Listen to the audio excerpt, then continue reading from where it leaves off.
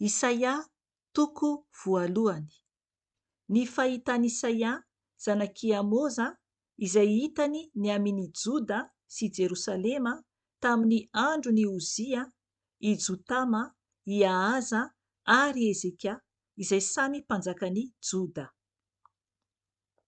Miaino ary lanitra, atongilano ny sofinao ry tany, fa ny Tompo no miteny hoe: ny taiza sy nahalehibe zaza aho, kanjo ny koa mitamiko ireo. Ny omby dia mahalala ny tompony, ary ny boriky dia mahalala ny finanam-bilon'ny tompony. Fa ny Israely no tsy mahalala, ny oloko no tsy mahazo an-tsaina. Indrisy, firenena mpanota, olona mavesa-keloka, taranaka mpanao ratsy, zanaka mpanao meloka, nafoy ny Tompo izy, nanamavo ny Ray Masin'i Israely, efa nikomy izy. Nahoana no mbola te ho kapohina ihany ianareo noho izao fikomianareo lalandava izao? Enika aretina ny loha manontolo, ary marary ny fo manontolo. Hatrany am-paladia ka hatrany an-tampon-doha dia tsy misy izay tsy marary, ratra sy dia kapoka ary fery vao. Tsy voatsabo na voafehy na voalemin'ny diloilo. Lao ny taninareo, voadoro tamin'ny afo ny tanànanareo. Lanin'ny hafa firenena eo imasonareo ny tany imbolinareo. Lao izy toy ny efa noravany hafa firenena. Ny laozana izy io na zanakavavy, tahaka ny trano ratsan-kazo ao anaty tany boaloboka sy tahaka ny trano fialofan'ny mpiandry voly ao anaty tany boatango. Tahaka ny tanàna natao fahirano.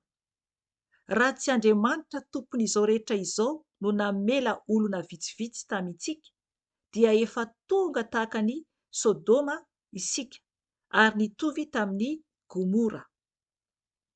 Enoy ny tenin'ny Tompo, ry mpitondra any Sodoma: atongilano amin'ny lalana n'Andriamantsika ny sofinareo, ry vahoakan'i Gomora.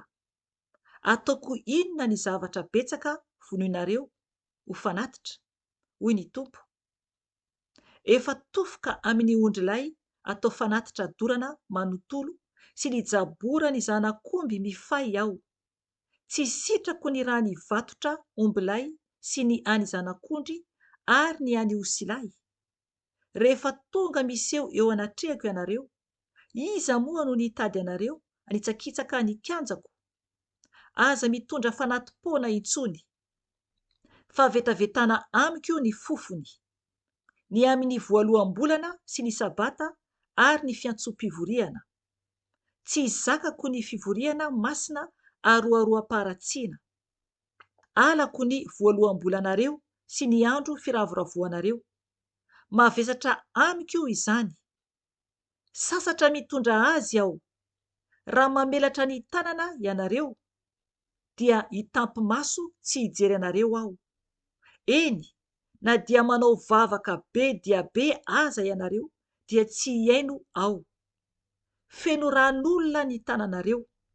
Misasay ianareo. Diovy ny tenanareo. Esory tsy ho eo anoloan'ny masoko ny ratsy fanaonareo. Atsaharo ny fanaovan-dratsy.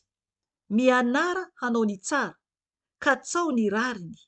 Anaro ny pampahory, omeo rariny ny kamboty, arovy ny mpitondra tena. Avia ary hifandahatra isika, hoy ny Tompo. Na dia mena toy ny jaky aza ny fahotanareo, dia ho tonga fotsy tahaka ny oram-panala.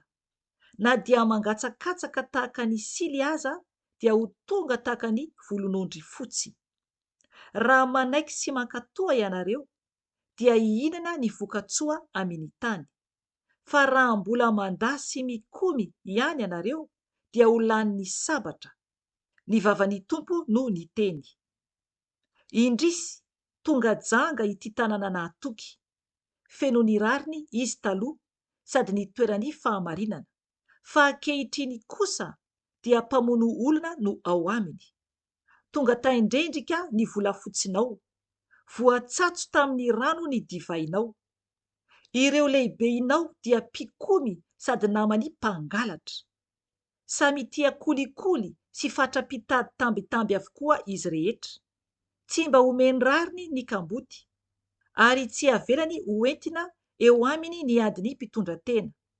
Noho izany dia hoy ny Tompo, Andriamanitra tompon'izao rehetra izao, ilay mahery ny Israely: hamely ny mpanohitra ahy aho, ary hamalifaty ny fahavaloko. Hamerina ny tanako ho aminao indray aho, ka ho dioviko amin'ny sirahazo ianao, ahafahany taindrendrika ao anao. Esoriko ny firavaka rehetra aminao, dia ampodiko ho toy ny teo aloha ny mpitsaranao, ary ho toy ny tamin'ny voalohany ny mpanolontsainanao. Rehefa afaka izany, ianao dia antsoina hoe tanànan'ny fahamarinana, tanàna mahatoky.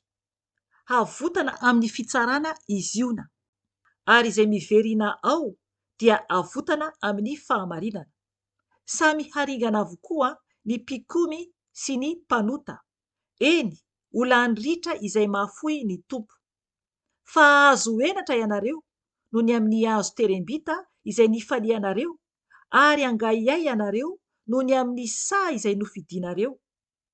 Fa ho tahaka ny hazo terembita malazo ravina ianareo, sady ho tahaka ny saha tsy misy rano. Ny mahery dia ho tahaka ny voavoa, ny asany dia ho tahaka ny kilalaon'afo. Hiaraka hirehitra izy roa tonta, ary tsy hisy hamono ny afo. Amen.